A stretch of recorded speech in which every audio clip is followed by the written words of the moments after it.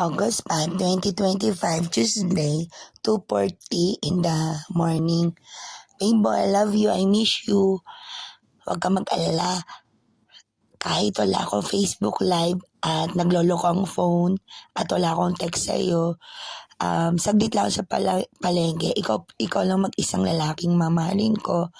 At Mabel, thank you sa lahat. Lagi pa rin tayo magdadasal na ingatan tayo ng Diyos, magkaroon tayo ng perfect health condition, perfect surroundings, malayo sa kapamakan, malayo sa tukso. Ilapit tayo ng Diyos sa taong may takot sa Diyos din. Pagpalain tayo at magpasalamat lagi kay Yahweh El Shaddai. Yun lang, babe boy, at nakilala kita. Pogi, matalino, masipag, may trabaho. Napakabait mong asawa para sa akin, babe boy. Thank you.